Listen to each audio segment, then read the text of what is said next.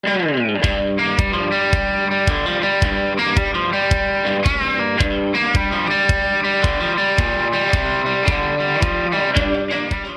to the Goal Podcast, news and commentary from Gun Owners Action League, your leading voice for the Massachusetts gun owner.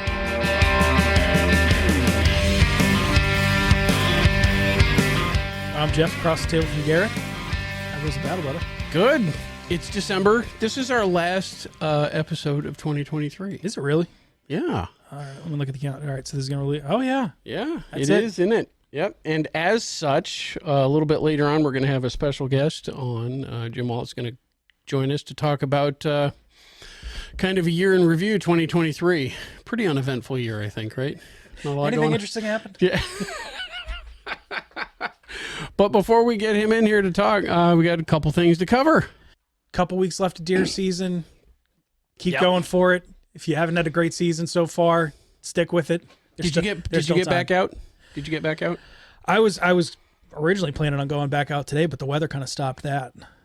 Weather was kind of crappy today. Yeah, there gets, a little bit of rain, not a big deal, but yeah, but I'm looking at either geese or deer. Right. Geese ain't flying, and the deer are all either bedded down or they're not moving. There's no way I would not feel confident trying to follow a blood trail on a deer. Oh, there would be no blood trail.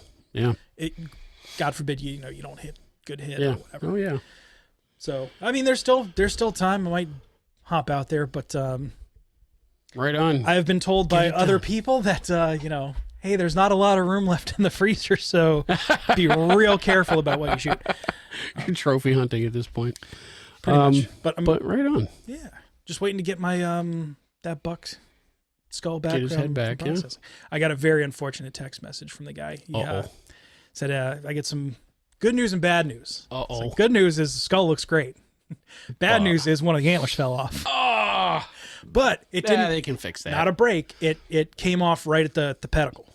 So right where it naturally sheds. Like he was going to shed, yeah. So we're thinking that maybe he was going to shed early and I got him right beforehand or whatever. So he's like, never had it happen, but I'll try to, Is he going to try to like peg it back in place? So put some sort of post in there and cement it back in. They can do that. Yeah, and I told him, go for it, give it a try. If it works out, great. If it doesn't, you hang the antler on there and you say, I got him right when he was shedding. Pretty much. That's it. So, yeah. Excellent. So, this is being our last episode of the year. It's going to be Christmas. Christmas is coming up this weekend, and then it's New Year's right after that, and then it's the we're into 2024. The January to June slog of no holidays, which is kind of a drag. But there's some more hunting seasons in between all that. Spring turkey. Yep. It's always right around the corner. Yep. Which means something to look forward to. Truthfully, if you're not already looking and procuring that ammunition for turkey season, do it now. Now's the time. Don't go the week before freaking opening day and expect to find ammo. Hey, you'll find it. But it'll be the stuff that's $9 a shell. That's right. It's going to cost you a few bucks. So it's worth, and especially coming off the hunting season. So it's valuable to debrief after a season. What was successful wasn't successful. But also looking at your equipment, when it's fresh in your mind. Hey, had archery season. Yeah. Does something on the bow need to be tweaked, adjusted? It's really easy to just hang the bow up and go, okay, season's over, and then I'll take care of it in the spring, and then you never get around to it. And next thing you know, I'm guilty of it. Next thing you know, it's mid-August. You need new strings. You haven't shot them in. Yep. Need new arrows made up. All the screws that were a little bit damp are all rusted up. So, yep. Now's a great time. Archery season, take care of your bow, clean your strings, replace them if necessary, refletch your arrows, and have everything ready to go for the summer. Do it now so that you're not in a panic when the next season rolls around. Yeah. Still time to get in on the Goal Lucky 20 raffle. The raffle drawing is at the office. I think it's on the 28th. So it's as we record this, there's still more than a week to go. So you can still get in on it. Really cool stuff on that list. Last minute gift for that special someone. Absolutely. A couple raffle tickets. Great gift idea. Couple raffle tickets. There's some really cool swag on that list. Go to goal.org, pick up your tickets. So what's going in news? So gun sales information. Gun sales. So November 2023. So NSSF is getting their data out there. Estimated a 1.56 million firearms sold based on NICS check data. Woohoo! That's the sound of freedom. That's just for November 2023. So NSSF is estimating somewhere in the ballpark of 15 million firearms sold through NICS with a NICS check so far in 2023. Nice. Interestingly, per like a latest NBC News national poll, over 50% of American voters say they or someone in their household owns a firearm. Right on. Good. Now, mind you, it's going to be broken up a little bit. It's people that are being polled by NBC News, and it's people that get the phone call, hey, would you like to take a survey? And don't just hang up. Yeah, right. Go, who are you? So Get off my lawn. There's speculation about what the true numbers are, what the real thing is. Generally speaking, they assume it's a low estimate because they're assuming that nobody's going to lie and say they do own a firearm when they don't, but it is likely that someone would own a firearm and say that they don't. Yeah, sure, but, that makes sense. Interestingly, so they did a little bit of comparison over the last 20 years or so. So when they break it down by political affiliation, so going back to March 2004, it was 57% of Republicans. People that said that they were Republicans said they also own a firearm at home. So 20 years ago. That's up to 66% now. Nice. So right on. 2/3 of independents went up from 41% to 45%. That had a lot of fluctuation. So it's gone up, it's gone down. Yeah, okay. But that could also be influenced by people changing party affiliation because 20 years ago... There's a fair amount of that, too. Saying you were an independent 20 years ago wasn't as big a deal as saying it is now. But interestingly, so on the Democrat side, it went from 33% in March of 2004 to 41%. That's a big bump. So that's jumping up. Yeah, that's a significant bump. Right on. Good deeds, man. Here's hoping it just keeps continuing to rise. It's good stuff. And it's good for the economy, like John says, right? Buy a gun. It's good for the economy. It's good for our numbers. Absolutely. It's good for our information. And the key now will be retention, keeping those people as firearms owners, and getting them into the idea of the Second Amendment is not a right that you can just passively kind of let exist. You have to, you have to constantly it is under attack. You need to refresh it, and it's perishable. So in Supreme Court news, I've been following this. The Supreme Court, and we should probably talk about this just because of the the nature of everything that's going on right now. The Supreme Court has decided that they're going to decline to block the Illinois assault weapons ban. And this is one of the NAGR cases, the NAGR, National Association of Gun Rights. Whether or not you agree with them, as a organization, that's beside the point. The fact is they filed emergency requests to the Supreme Court to stay or block enforcement of the Illinois assault weapons ban. And there's actually two separate cases. One of them is a statewide assault weapons ban that was signed by Governor Pritzker early this year. And that one survived legal challenges by the Illinois Supreme Court, of course, and the Seventh Circuit, of course. And the other case is a city ordinance. In the case is Bevis versus Naperville. So it was a city ordinance in Naperville, Illinois. It's an assault weapons ban, but it was similarly challenged. So the Supreme Court, via Justice Barrett, received a request for, emergency relief, just saying, while these cases are going through the process, please block enforcement of this. And the Supreme Court declined to do so. Yeah, which is not uncommon for them to decline to intervene in a case that's ongoing. It's not, right. Broad strokes. Typically, the Supreme Court doesn't get involved in stuff until they grant cert, until they say, yeah, we're absolutely going to hear a case or not. They tend to not be too... Yeah, and there's reasons for that. Micromanaging on lower levels of court. Right.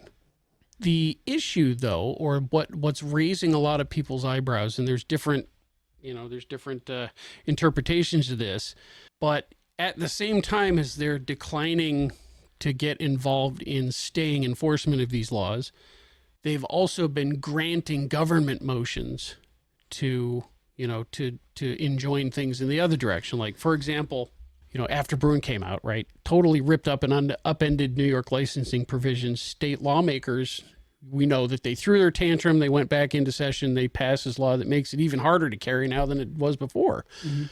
On 2 different occasions, the Supreme Court declined to act on emergency requests, right? So what they've done is essentially allowed that law to go into effect, even though a year ago they said that it was all crap.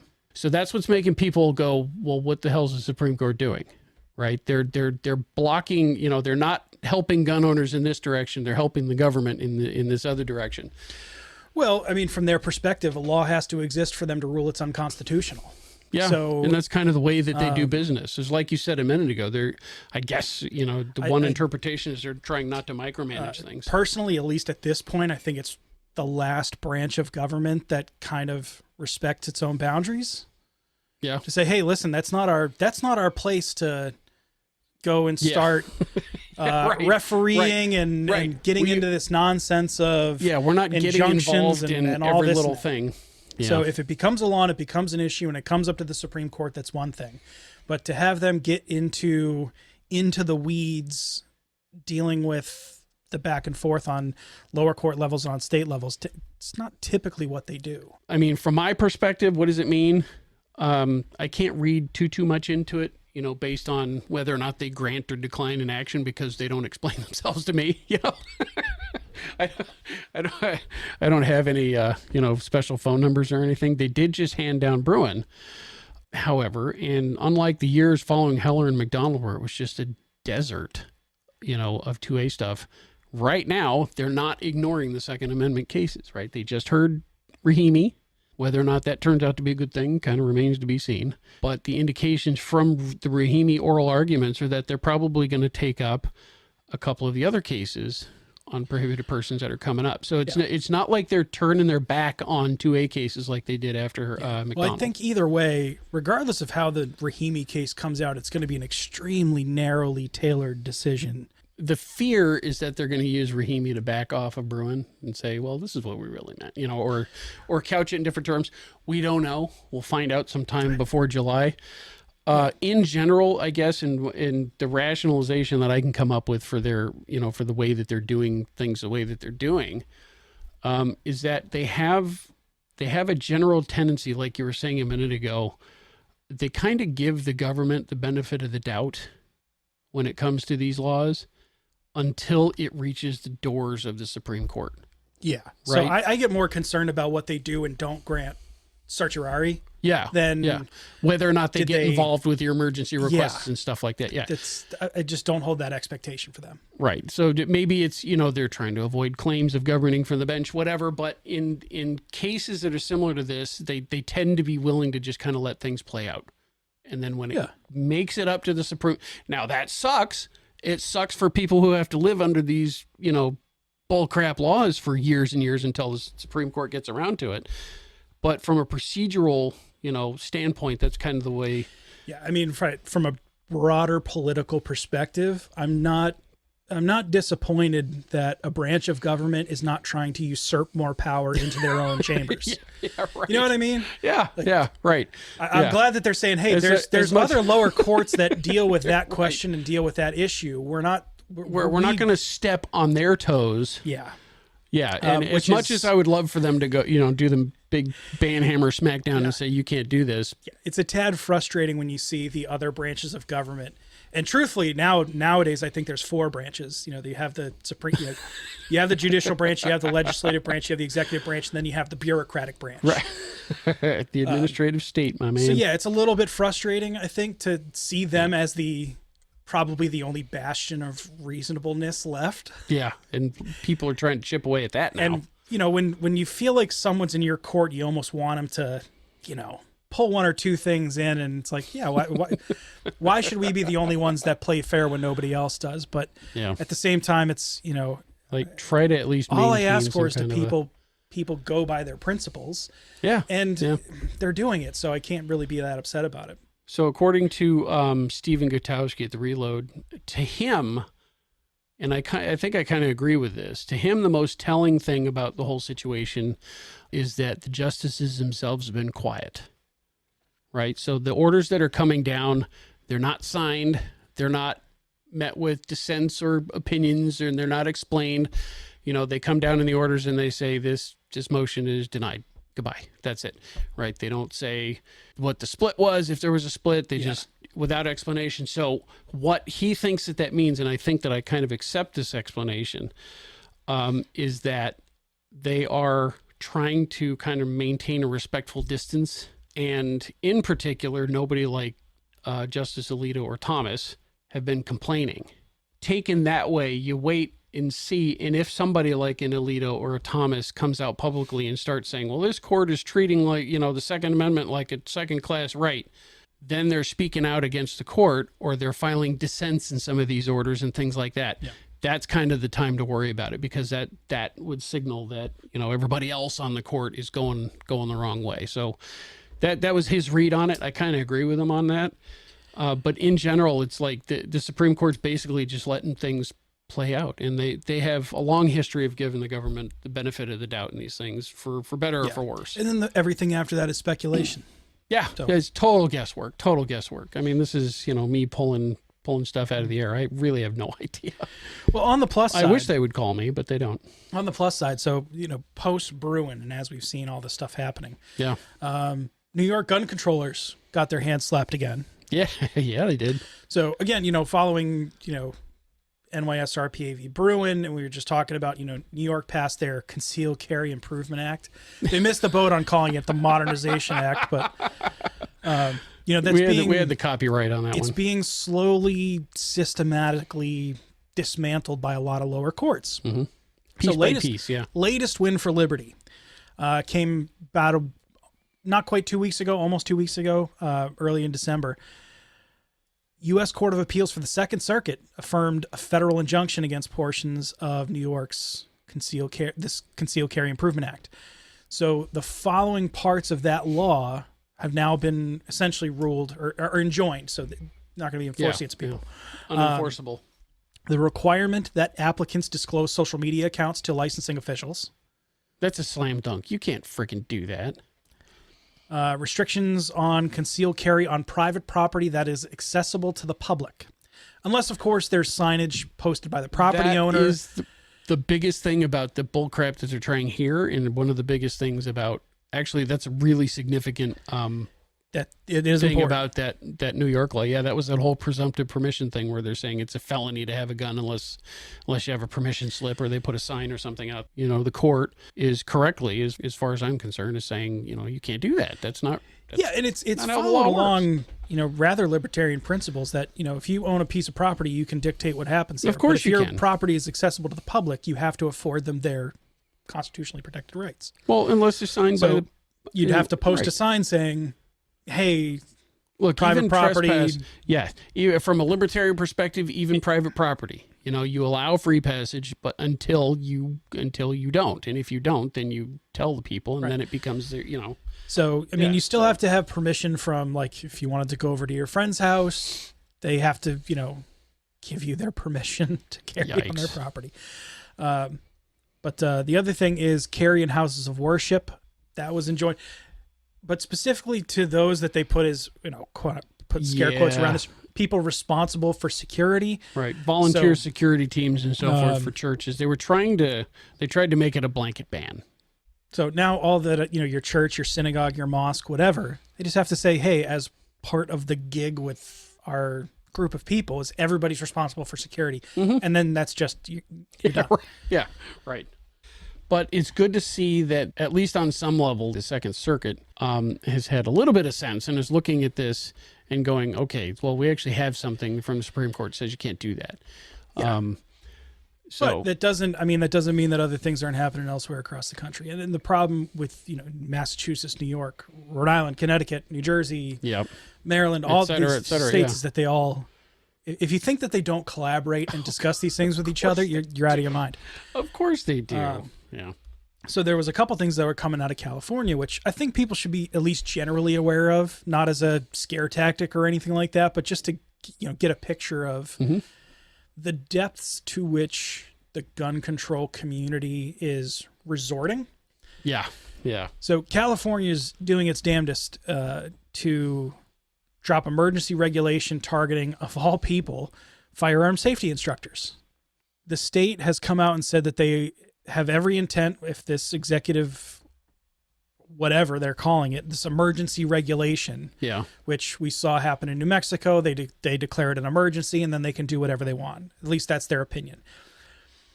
They don't want to recognize any firearm safety instructors unless they've been, put the scare quotes around this one, properly trained by the state itself.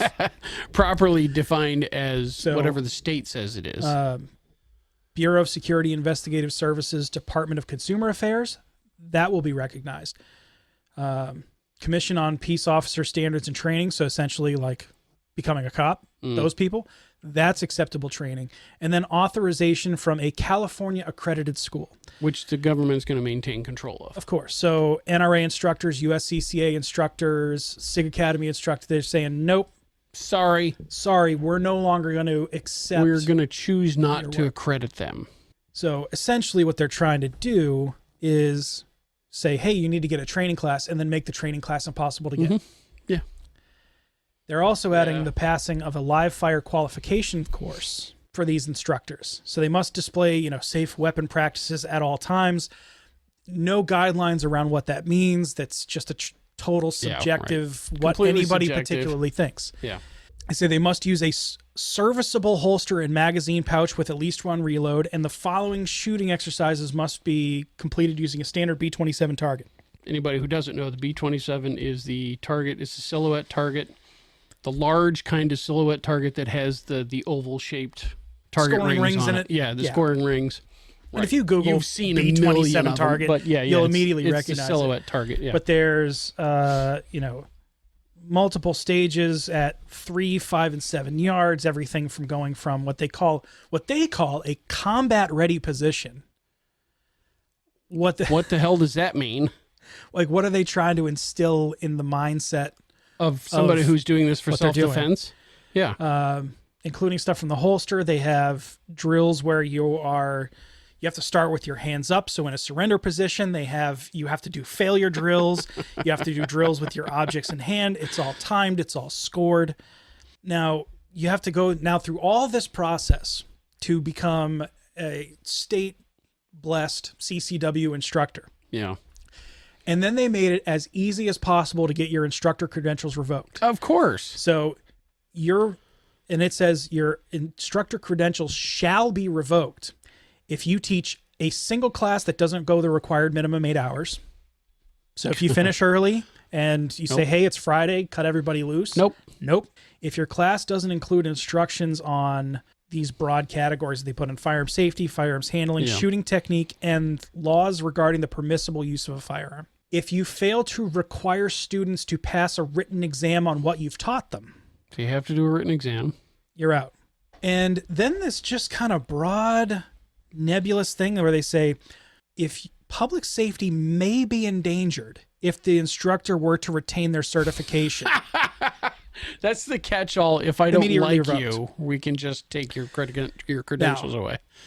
And according to this executive fiat, any person may notify the state if they believe a concealed CCW DOJ certified instructor should, in their opinion, have their license revoked.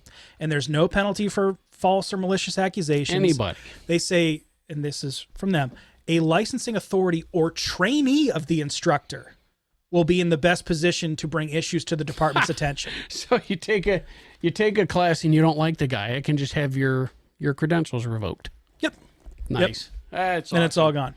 Good old California. And I was going down the rabbit hole with California CCW stuff. And just to show. Now, California has a suitability standard. Yeah. They may issue a license to a person who, according to them, is of good moral character. Good moral character, yeah. What does that mean in California anymore? But that's open to debate. On their application, they ask actual trick questions. So this is a actual question from their thing.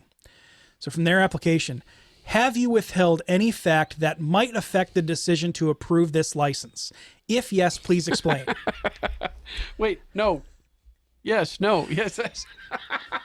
So They make it as subjective as possible so that it's easy to revoke. Now, in the meanwhile, also coming out of California, the LAPD has announced that they are now going to be adjusting their policies Yep. to empower their newest officers to possess their department-issued firearms while off duty.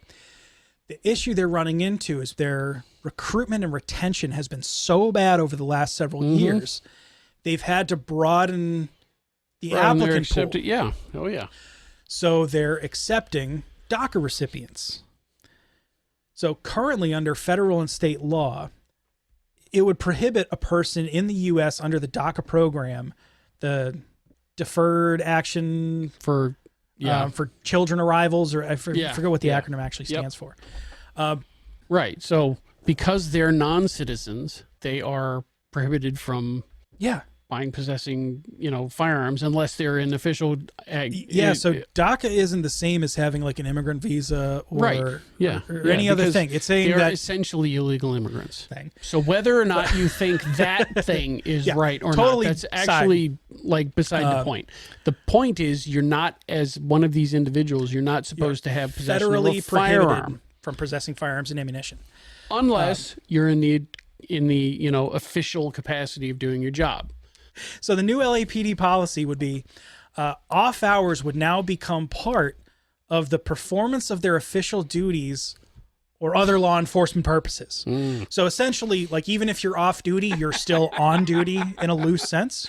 They say if it's illegal for you to have a gun when you're off duty, we're just going to say that you're on duty all the time. So these individuals would be allowed to essentially skip over the entire nonsense and expense the citizens have to endure, and have carte blanche to carry concealed firearms and magazines that are not available to the citizens.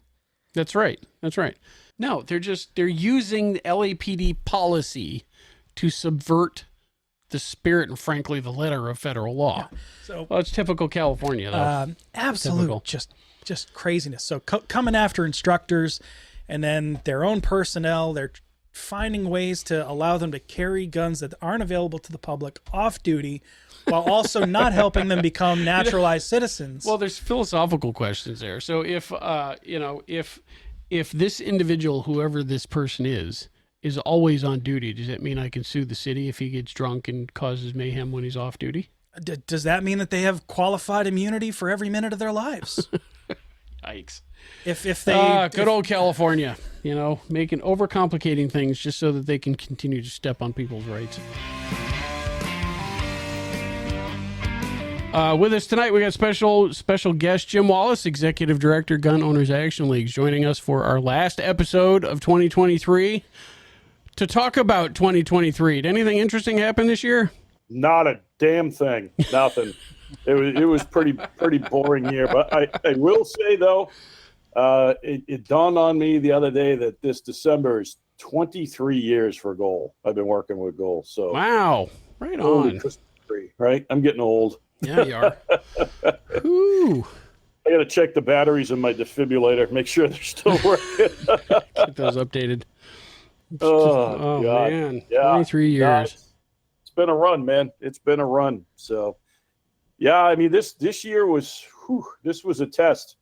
Not only of the Goal staff and the board, but I'll tell you what, the members and even non-members out there really did a phenomenal job.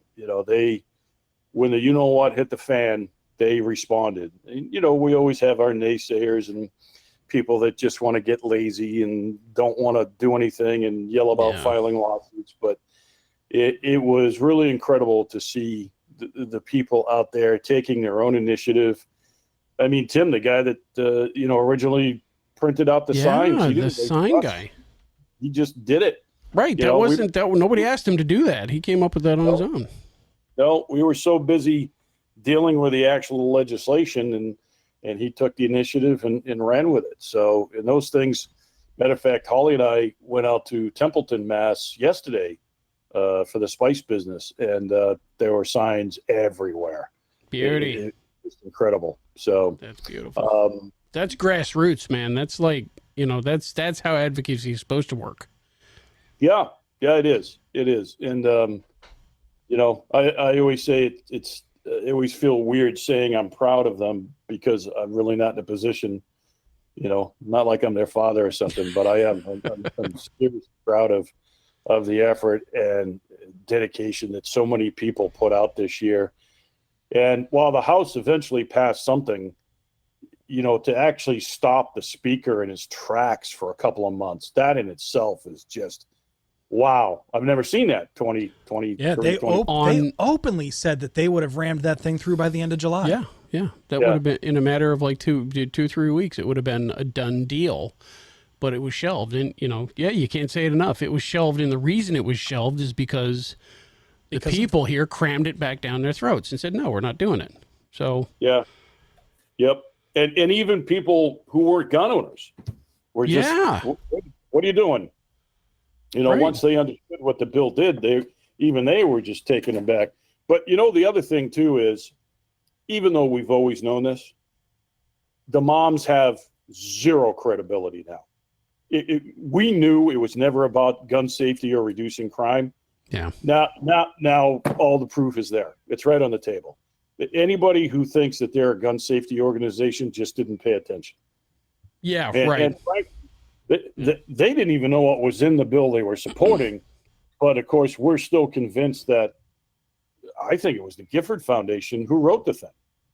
Oh, yeah. There's no way that Day and those people wrote that in 13 working days. There's no way. No way.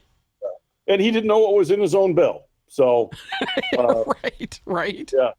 Yeah, he didn't. No. He didn't. When they held the 2 days of closed door sessions with the House members, a lot of people told me he simply couldn't answer questions about what was in his own bill. That's because he didn't write the goddamn thing. No, not at all. So unbelievable. I don't think he has the talent to do that anyway, but that's a whole different thing. No. And, we've said it many times too. We've had fights, some pretty brutal fights up there in the last quarter of a century, but we've never seen this. Mike Harris says it all the time. He spent 11, 12 years as a state house aide. We've never seen anything like this. The chicanery, the flat out lies, the deception, the bait and switch, whatever you want to call it. It was just incredible. The so-called debate on the House floor. My God. Heard of this. The bill number changed 3 times on the floor of the House during the debate. While the debate was going on. Yes. Yeah. Because it hit the floor as 41-35. And then even the Democrats, because this thing came out of Ways and Means, even the Democrats said, whoa, wait a minute. We have rules about spending bills.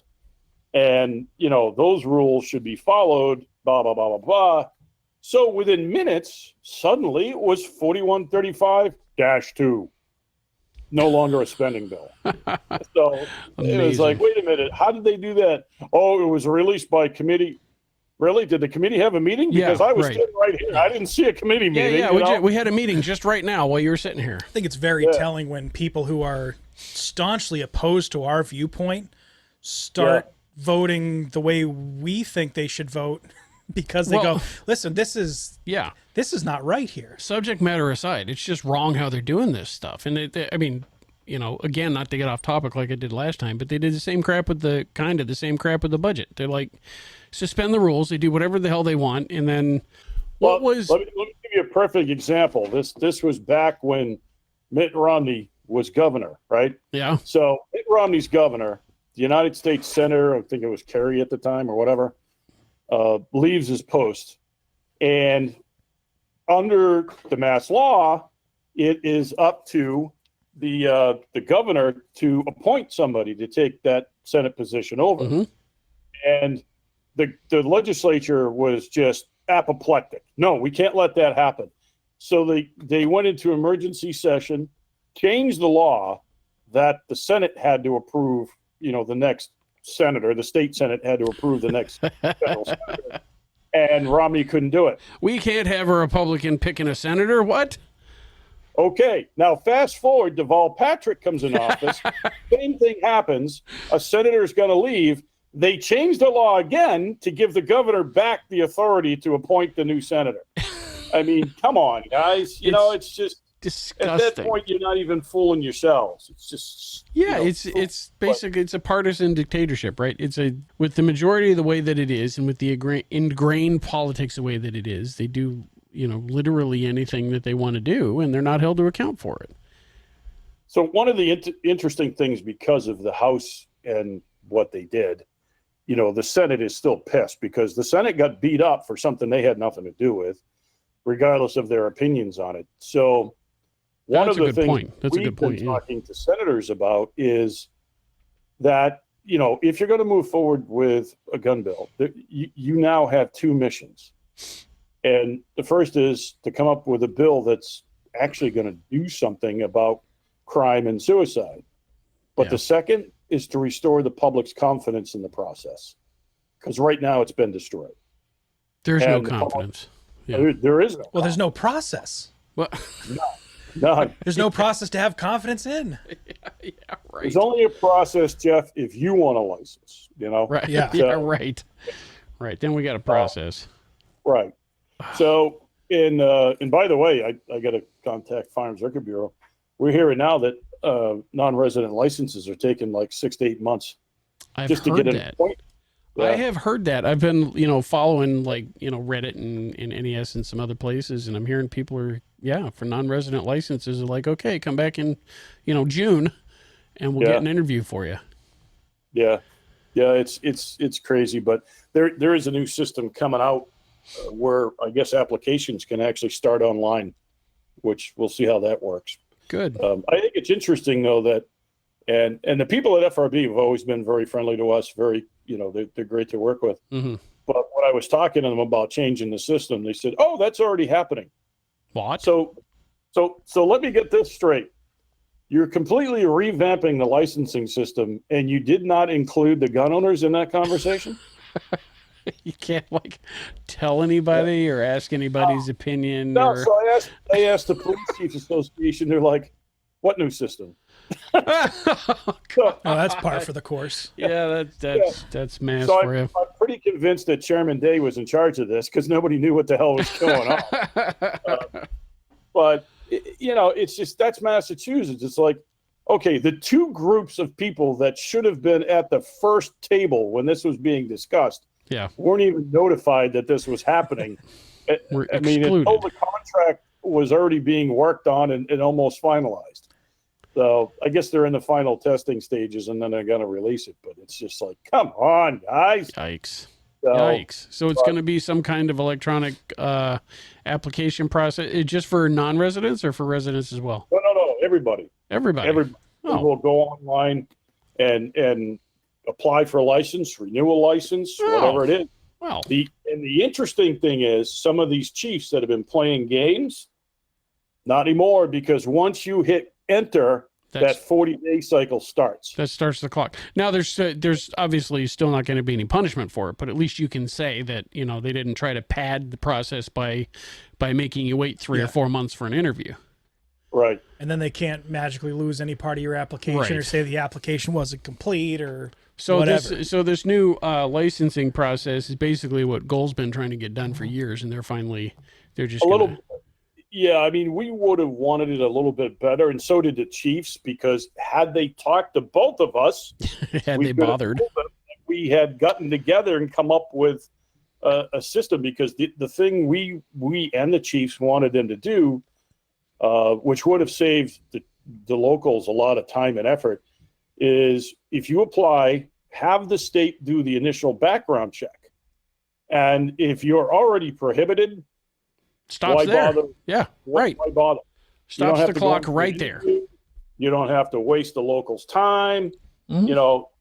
I mean, maybe notify the chief that, hey, Garrett applied for a license, and with all those bodies in the freezer, he probably shouldn't have one. So,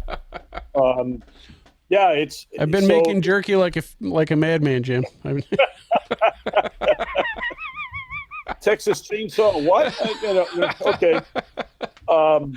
So, it would have been beneficial if they had actually included us in the discussions about revamping the system, because, now if we want to do it, it's a whole nother contract. It's a whole nother piece of legislation. Yeah.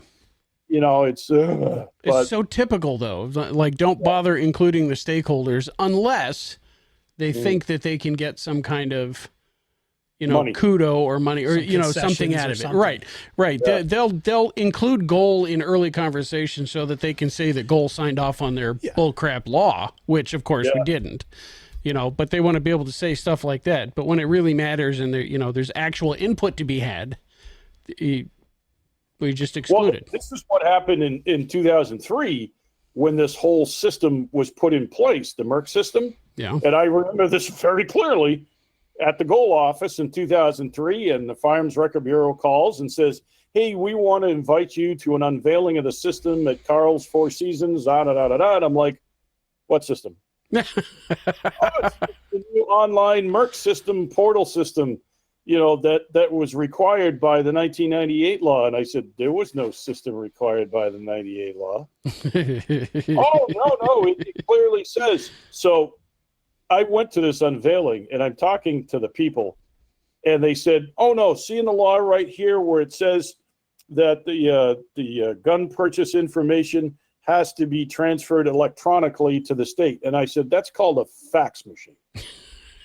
So they put that little tiny phrase in that huge bill, spent how much money, who knows, to develop this massive system that within just a few years stopped working. So, and they still can't get it right. Oh man. So, doings at the office, you guys, you've increased the staff by one. Yeah. Carrie Ann Eau Claire. Yep. Volunteered, I guess. Sorry, she was and, voluntold. Yeah.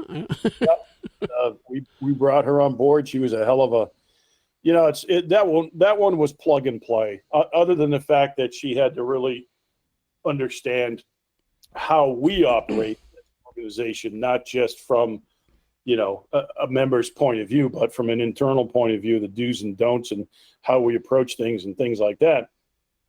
But that's anybody who's going to come in. Yeah, that's any business. Job where you can't go on LinkedIn or whatever and pull somebody off the street. You can't do it. Right. Because if their heart's not in this, they don't care. No. You know, probably one of the few jobs in the state outside of law enforcement where, you know, we mandate you have a license to carry. So yeah, you should. You should. Yeah. Yep. Well, the other thing too is it acts as a background check for us, right? Nice and easy. Yeah. Yep. If only the state felt that way. Yeah. Right. Yeah.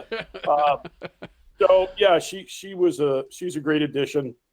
She's working with John Green for next year as far as scheduling women's programs. Yep. So she is officially the advocacy director, but also the ladies program director, right? Yeah. Exactly. Yeah. So she's learning the advocacy role as well as a lot of things under John, including the gun law class, which may be moot next year. But I've joked with John a few times. I said, yeah, next year just walk in and go, never mind. See ya. Right. No idea. Nope. No, Chief Glidden's going to have to throw his book out too. Yeah. And he has actually told me on several occasions, I'm not doing this again. For 25 years, I've been trying to sort this stuff out. I'm not doing this again. Wow. That says a lot, actually. Put it on the Cape. Nope, not doing this anymore. See ya. Get it. Yeah. So I mean, I said at the House hearing, you know, we're tapping out. We're done. Yeah. You pass this, we're done. We're not even going to try to follow the law. Why? Yeah. Won't matter anyway. And we're not going to even sit here and answer questions. Because you can't, and then the criminals are treated with more respect than we are anyway. Yeah. 4,000 criminal case backlog in Massachusetts. 4,000 backlog. Wow. And remember, Massachusetts banned cash bail. So where are all those criminals now? That's right. That's Walk right. in the street. Well, we Walking talked the about streets, catch and release. Yep. We talked about it on the podcast. Yep. One of the, you know, they were hanging that Holyoke shooting over everybody's head. Yeah. As the feelings, as the story This to is evoke why the emotions. This is why we need these desperate gun measures. And one of the guys who was arraigned for the shooting death of that woman's baby part of his arraignment was discussing revoking his bail because he was arrested for drug, firearm, and ammunition possession like 2 weeks before that. Yeah. He's not a good boy. No. He's back out on the street and you know, how many times but we're the problem. We're the ones that need restrictions on us. Well, Garrett, in fairness, you are the problem. I mean, you are a problem. It's just I am a problem. I've had conversations with your wife, and so has my wife. But we're all our each individual problem. But it's kind of crazy because Mike and I, because Mike went to law school, and they're pushing the bill especially after the Holyoke, about discharging at a vehicle or house. Yeah. And it has to be a separate crime. And I said, now let's walk through this. Guy shot at a bus, hit a woman, killed her baby. You're telling me as a DA there's nothing you can do about that? That you need a special bill to pass? Right. Okay. That's not covered by anything currently on the books? Let me first tell you, you suck. It's like, you terrible DA for first thing. I'm a DA. So wow. It's just incredible that they keep saying. But even if they passed anything more with 4,000 case backlog. Yeah, right. What are they going to do? Nothing. Yeah, right. They're going to get straight. The next people are going to get streeted too. Yeah. Yep. So, what's going to happen there? Good luck with that. So, yeah. Anyway, it's, the other thing I will say too is that the members and supporters have been very generous financially. We really have not been hammering the donation thing since this started, more because we've been so busy with it, dealing, right. Rather than out there pounding the pavement, money. I mean, we have the raffle and things like that, but we really have not been pushing it. But the members have been very generous and kept us going, because it wasn't cheap, because, some people say, you guys are getting rich. Really? Have you seen the gold car? Right. Got a funny definition of rich going around there. Yeah.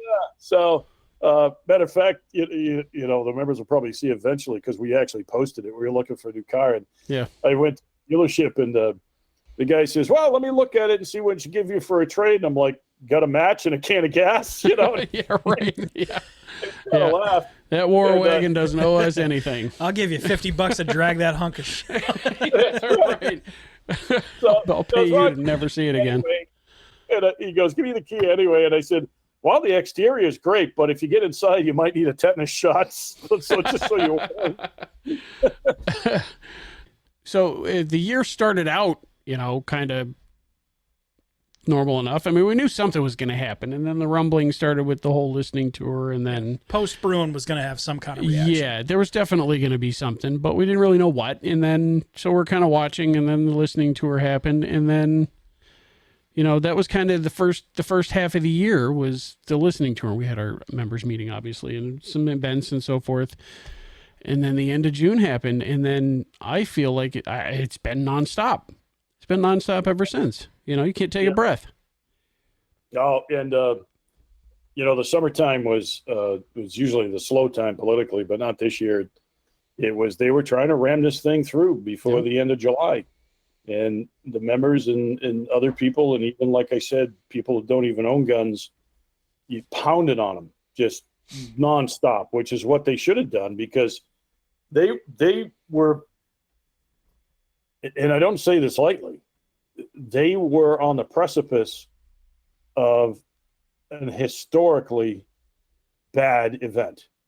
Oh yeah, they would have rammed it through, and oh yeah, 10% of the population criminals overnight, and we've never seen, at least in my lifetime in Massachusetts, just a flat out assault on civil rights like we've seen here. Mm-hmm.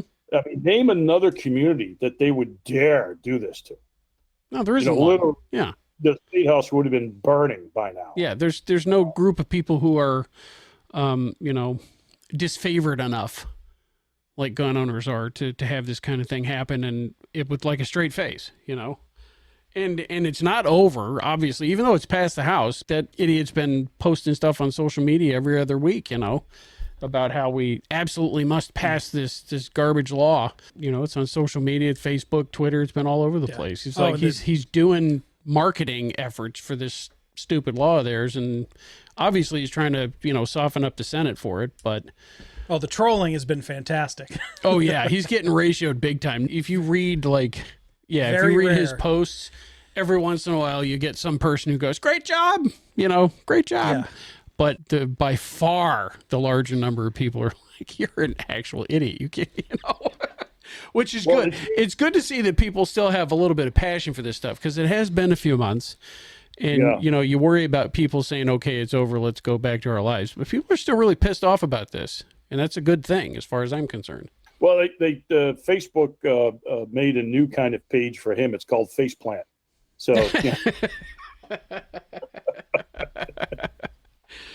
Oh, man. What a piece of work. He shares an account with Bill Belichick, I think, but that's a whole oh, we're going to get hate mail for that one. Yeah. But quite frankly, I think he deserves it. I think he deserves every inch of ridicule that he gets. Yeah. Oh, yeah. Yep. Yeah. Which one? Unbelievable. Belichick. Yeah.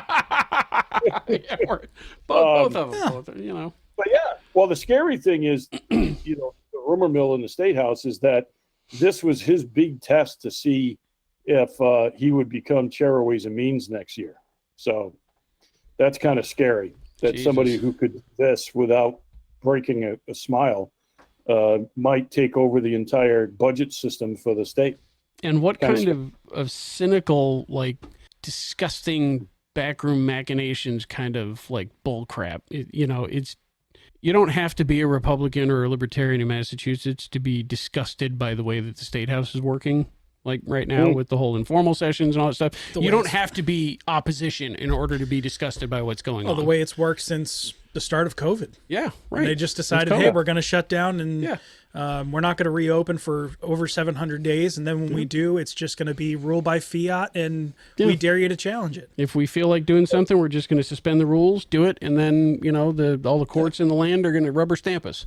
I had to laugh. Mike Harris and I were in the State House, I don't know, last week sometime. We had a couple of meetings with senators, and he had a hard time getting in the building. He said the lines, I had already been there for a couple of hours, and he said, I couldn't almost get in the building. He said the line's trying to get in, and then they shut down the other one like they did to us that day. Oh, yeah. And I said, well, who was it? And he goes, I asked. And he said it was, he said it was some really extreme left-wing organization. And, one of the guards says, oh, the communists are here. And I said, how the hell could you tell? Yeah, but what about the people that are trying to get in? Right. Yeah. It's like, right, we know the communists are here. That's a Tuesday. Oh, but finally, we had a legitimate hearing in the Joint Committee on Public Safety. Yes. And I will say it's been, I cannot tell you how many kind words we have gotten within the building, walking around, and people that you wouldn't even think, like other lobbyists. Yeah. Have nothing to do with our issue, giving you the thumbs up or pat on the back as you walk down the hall. Even some of the staffers in the building said, I watched that twice. Oh, yeah. So we covered that on the last episode here, and we weren't able to get you on, but we covered on the last episode, and you guys were just in fine form. It was 47 minutes, as I think was the final tally, 11 minutes of testimony, and the rest was Q&A. The rest of it was the Jim show. And really, I think, the standard is, there was three of us, so they each gave us 3 minutes. Yeah. And, what we are trying to focus on now, because Chairman Dave wouldn't listen, is all of the things, the tools that we gave them almost 10 years ago, and are rusting in a toolbox because they're not being used. So it was interesting when I covered that, and I had talked to some of the committee people prior to the hearing, about some of this stuff. So I thought it was interesting because I sniffed it out, and if you saw, the Q&A portion of the hearing, I wasn't trying to cut off Mike and Kerry, but I sniffed out what was being done. And having been there long enough, when the chairman starts the Q&A, House chair, and he only wants a yes or no answer, that's big time. Yeah. Yeah, they're walking you into something. Huge red flag. They are trying to guide you right into a trap. Having been there all these years, I knew what was being done, and I was not going to Carrie Ann's brand new. Mike isn't new to the system, but he's new to this, being on the other side of the table. I was not going to let my staff get hung out like that. So that's why I just took over the microphone and would not comply with his request for quick and yes or no answers, because that's not what this is about. I mean, you see that all the time on these congressional, right, that are on air. Yes or no? Well, first of all, you're not a judge and you're not my dad, so kiss my butt. That's right. This is a hearing. You're supposed to be hearing me. Well, they say give me a yes or no answer, and then they rattle on for 2.5, 3 minutes, and then they ask like 4 or 5 questions in a row that are unrelated to each other. Yeah. Well, that's when you sit back and go, is this a speech or is there a question here? Yeah, exactly. Exactly. It was interesting that the House chair wanted quick yes or no answers, but then when the Senate chair sitting right next to him said, Jim, I got a few questions, and he specifically said, please take your time. Take your time and answer them. Yeah, that was great. That was great. Well, you guys did an absolutely exemplary job. Yeah. And it was an interesting watch to see, presenting the state with not studies or statistics or whatever. Here's raw numbers and data. And to have them absolutely refuse to believe the data that their organization puts out. Paulino, that guy, I single that guy out for being I single him out, and I'll call him out by name. That guy out of Lawrence, unbelievable. The insinuation that the repeated insinuation that you would get up there and essentially lie and massage, statistics and so forth in order to sell a point. And then when you say, listen, pal, that's not the deal. It's data. We didn't do an opinion poll. This was actual numbers. It's on mass.gov. Right. And then he repeated himself like, this is insulting. It's like, hey, man, fuck you, First of all, it's not his job to argue with the person doing their testimony. Right. Yeah. But yeah, I mean, you took him to school as you do, but that was just, I don't know, beyond the pale. You've faced stuff like that 1,000 times up there, but it's enough to make my blood boil as a watcher. What's funny is when I first started, you saw a lot of that, but I got to say, in the last 10, 15 years in committee hearings, you really haven't seen that kind of gotcha politics, because and I say this, and I know a lot of members won't really understand, because, we do have a lot of enemies up there, but for a long time, the State House was really a community. And, even families will know that, hey, family's family, but you don't always get along. Post-COVID has destroyed that, absolutely eviscerated the civility in the State House. Because you gotta understand that in the last 10 years, pretty much every time a Democrat's been replaced by another Democrat, they've been further and further left. Yeah. It's like a race. And then the last bunch of folks were actually elected during COVID. Right. So 2020. Yeah. What it was like to being in the State House, dealing face to face with their colleagues, but more importantly, dealing face to face with us. Mm-hmm. They literally came in at a time where they didn't have to deal, other than who they wanted to deal with, for 2 years. They didn't even have to leave their basements. Nope. The suit and tie and the pajama bottoms. Yeah. That was how we did business for 2 years. If we're lucky, yeah. If we're lucky, yeah. So it's really sad to see where it's gone, because I don't think pre-COVID we would have witnessed what we did this year. That it just didn't happen. Yeah, right. I think I can see that. Yeah, it would be nice to see just a basic level of decorum. There's no respect for elected leadership or people that say that they're supposed to be in leadership. There's no respect for people anymore. You know, can you imagine going up there with a trays of cookies now? No, right? You know, no, because the cookie will be offensive to somebody because it's, no right? cookies for you. Yeah, it's just you can't call it's just a different culture. The culture has changed like significantly. You can't call it gingerbread because it's insensitive to redheads. You can't. It's just it's sad though. Know that is 10 years ago, my wife used to at Christmas time or even budget.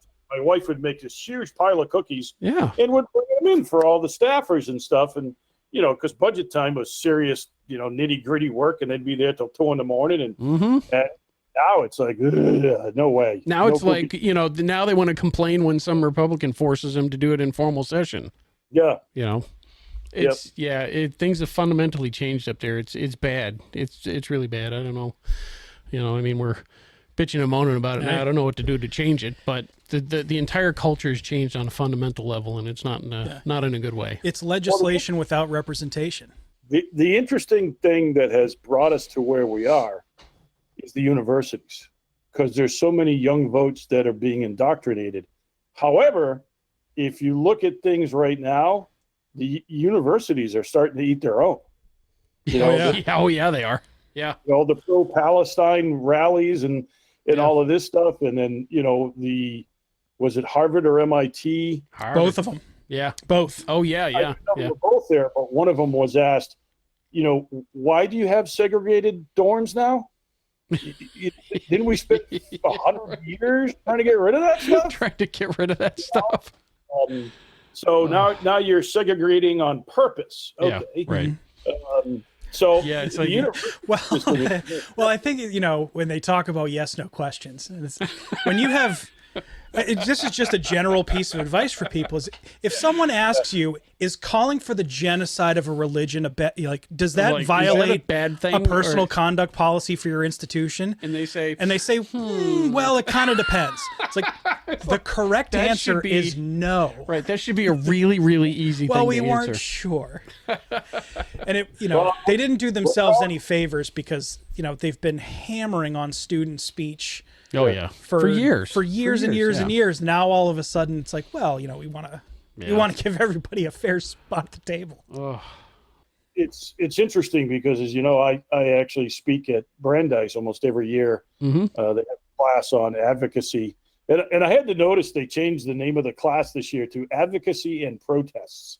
So it's kind of step it up a notch. Oh. But it's always interesting to go there.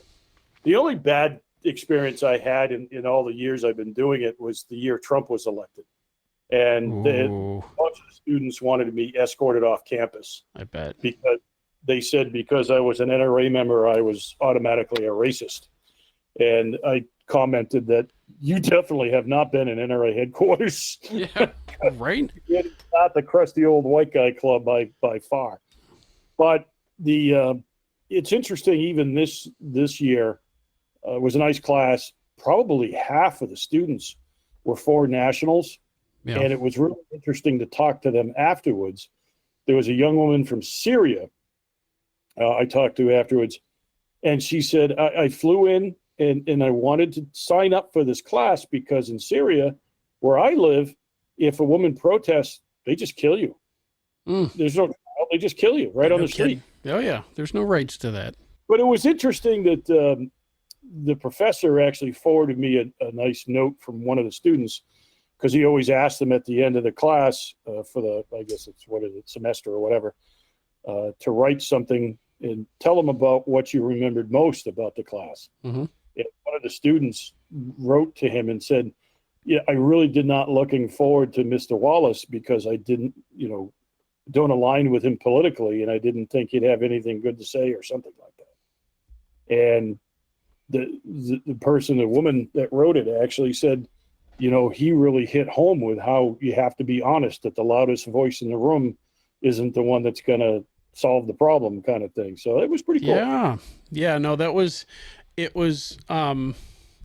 well written. It was well thought out, but it kind of, not to be like too Pollyanna-ish about it, but it almost gives you hope, that people are out there who actually realize that you can have differences of opinion with people and not think that they're the worst possible human being out, that they're not literally Hitler if they hold certain beliefs. That's the value on the grassroots level of talking individual to individual. When you get the whole group together, I'm convinced the cutoff number is 50, but you get a group more than 50 people together and they find the dumbest, loudest one of the group and elect that one leader.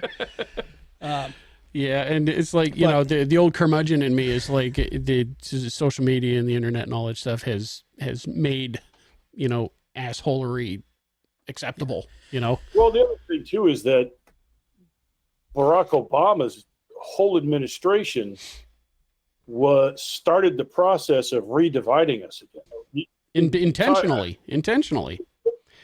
Well, so, I mean, we wandered the path a little bit. It was a pretty eventful year, overall. Kind of a few things happened here and there. I don't remember coming up for air all that often during the year. Overall, it was okay. That 3 days in northern Maine where we didn't see a bird. That was nice. That, right. It's like a grand total of like 5 birds the whole weekend, but hey, it was cool. And then the red squirrels were safe from Garrett. That's right. The squirrels were safe this year. And he spent most of the trip in the backseat of my truck spooning with my Labrador. So. Oh, she's a sweetheart. She loved me. Yeah. She spent all day with her head right on my chest, chilling out. I'm sure she loved you in all kinds of ways that we shouldn't talk about on You know air. what, though? Yeah. It's a love. Sometimes you just have to accept true love. She's a sweetheart. That's why I hunt alone.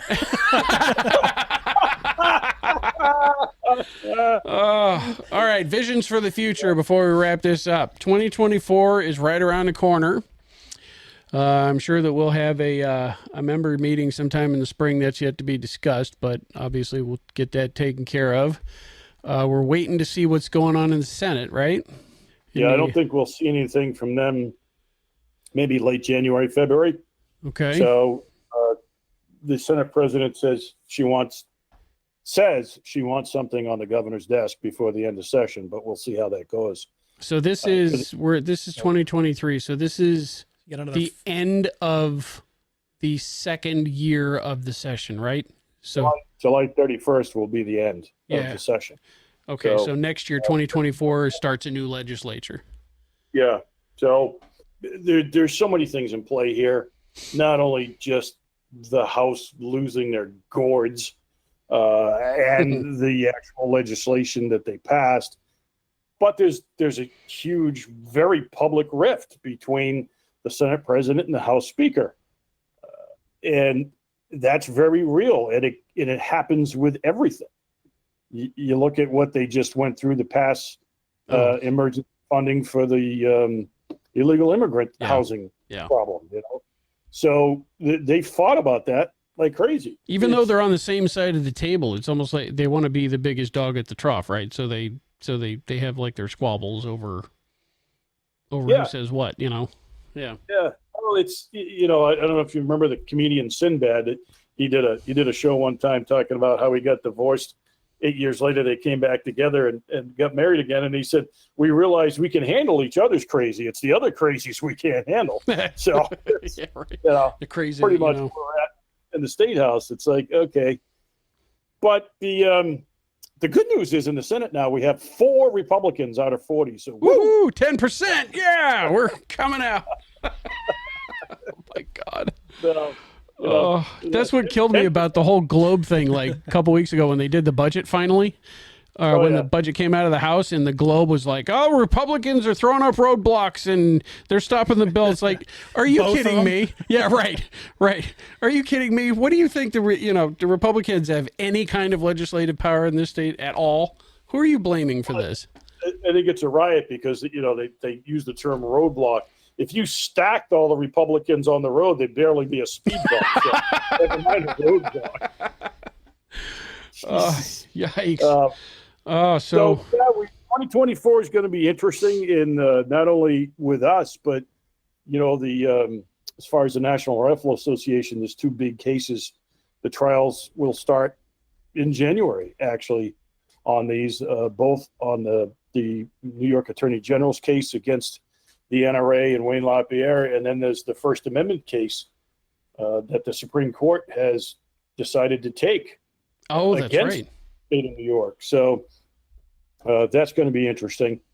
And, you know, we'll have to see what's, you know, where we're going to head with this, with goal and training in the future. Because if they change all of this stuff, you know, even John Green won't be qualified to teach those courses. Right. So it's going to be huge. If they upend all of this stuff, yeah, it's going to be a massive, massive retooling of everything. And I just saw an article today that California did a similar thing, but they did it through emergency regulations. Yeah. Yeah, So they didn't have. Yeah, we have a little bit on that. Yeah. I was reading up on all that. It's unbelievable. So, you know, you look at, I call them the Bruin states, and they are just still, you know, you picture a toddler in the grocery store on the floor, kicking and screaming, and because they didn't get the candy bar they want. And that's what these states are doing. And not only are they doing it, but they're wasting enormous resources on this effort. Yeah. Because they know it's unconstitutional now, but they will not give up just on it. because they want to kick and scream. And 44 states are like, really? Oh, that's Bruin. Great. Okay, fine. Whatever. That's, you know, that's all good. But it's 6 states are throwing absolute temper tantrums about it. And we're one of them, man. So yeah, big year coming. Hope maybe potentially big year coming. It's going to be an interesting year.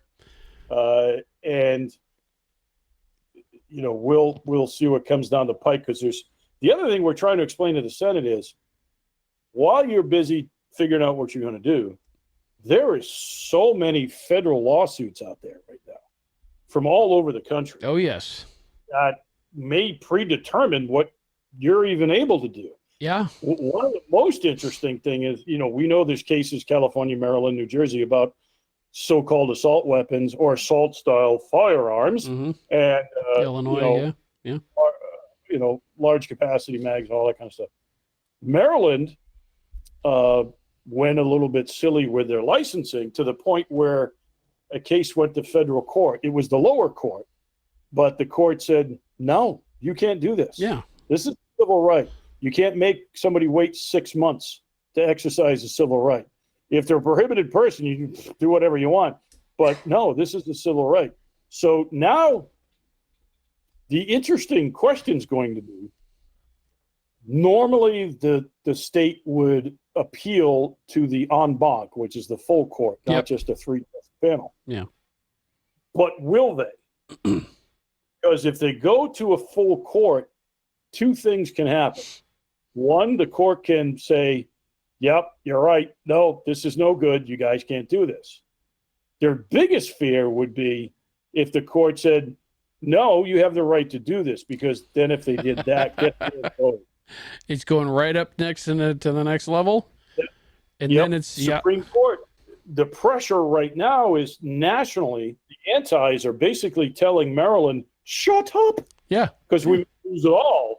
It's not going to be just your, what is it, Second Circuit or whatever the hell it is anymore. It's not going to be just you guys. You're going to set a precedent for the whole country. Right. And meanwhile, we're sitting here trying to wait on the Rahimi case, which is going to be really interesting. Oh, I've gone through the comments and the remarks in the history of that case. I don't get a good feeling about it. No, nobody does. Yeah. Nobody does, because you know what? If I was sitting on the U.S. Supreme Court, whatever I put out on this case would it be eviscerating the state of Texas. Yeah. This guy should not have been walking around, period. Well, never mind to the point where this could have happened. It should have never gotten this far up the chain. Yeah. Because he could have been in prison. But, you know, just like Massachusetts, no cash bail. How many people are walking around? And the revolving door just keeps going and going and going. So anyway. Yeah. Well, they don't want to stigmatize anybody. But other than that, yeah. Well, so we're going to keep an eye on things, an eye on things in the new year, keep doing what we do. You guys, obviously you yourself, Angie, John Green, Mike Harris, Carrie Ann, Claire, you guys are doing bang up jobs, huge show of support, especially from us and like everybody that I talk to, you know, who knows who Goal is, who knows what you folks in the office are doing for all of us. It's pretty much universal acclaim. Just everybody knows that, you know, Jim and the gang are banging it up and getting it done as much as is possible in this climate. You know, I would like to clarify, only Carrie Ann did a bang up job when she rolled her ATV on herself. The rest of us have not been. She busted up that ankle. She busted up that ankle pretty good. Yeah. Oh God. Yep. But no, Yep. it's big appreciation to you and the crew for what you do for all of us. I guess taking the long view, would much rather we didn't have to have a goal because, you know, because there was no idiots out there. I was a disgruntled mailman before I did this, so you know. But if we have to have somebody fighting the fight, we're glad that it's you folks. You're doing a great job. So thank you for all that you do. Well, we appreciate it. The staff, you know, doesn't get enough kudos from the general public, who have no idea what goes on behind the scenes. Oh. You know, how many times we said these people, just file a lawsuit. Not the way this works. It doesn't work that way. Yeah. But, you know, when the you know what hit the fan at Concord Bridge, just file a grievance with the king. It'll be fine. File a lawsuit with the British governor. It'll be all right. They'll totally, yeah. Which, right. by the way, on the floor of the House debate, I got to get this in. The Chairman Day got up and gave his pro-whatever speech on this thing. Oh, my God. And he was actually trying to cite existing controls from way back when. Right. And Mike Harris is sitting there going, you're literally listing stuff that we went to war over. He was using, by way of clarification, so Day was up there giving citations, right? His whole premise was like, this is how we regulate guns, right? There's a history of regulating guns. And he's citing stuff from like the 17th century. And Mike is like doing the Twitch thing. He's got like one eye going blinky blink. And he's like, I can't, because I could see it when he's sitting there. He's like, it's like, we literally went to war to fight all of that crap. That doesn't count anymore. That's why we have a Second Amendment. Everything before 1775 was a mistake. It's like, that doesn't count anymore. Damn it. That's why we went to war. It's like, send them back. Yeah. Back to school. Unbelievable. You can't fix that kind of stupid. But of course, you know, they allowed him to get his applause breaks and, you know. Yeah, it was obscene. A very good friend of mine, gone now, but Paul Kress was very much a mentor to me coming up through the ranks as a volunteer way before I worked for Goal. And one of his best piece of advice is, Jim, you can't please everybody and you can't fix stupid. There you go. On that note, we're gonna keep trying to fix stupid next year, especially when it comes down from the Senate and all of that stuff. We'll see what happens, I guess. Well, Garrett, you and I are becoming adept at those electronic dog collars, so maybe we can make good use of them. We'll hand them out at the State House and like what? Anti what? Oh. Yeah, that's right. All right, let's put a fork in it. Jim Wallace, Executive Director, Gun Owners Action League, joined us. This is it. This is the end of 2023. We're going to pick it up again next year and keep pulling on the chain. How about it? Sounds good, brothers. Thank you for joining us, and again, thanks for all that you do. Get her done. Right on. Thanks, boss. See you, Jim. All right. Well, so here we are at the end of the year. Having Jim on was cool.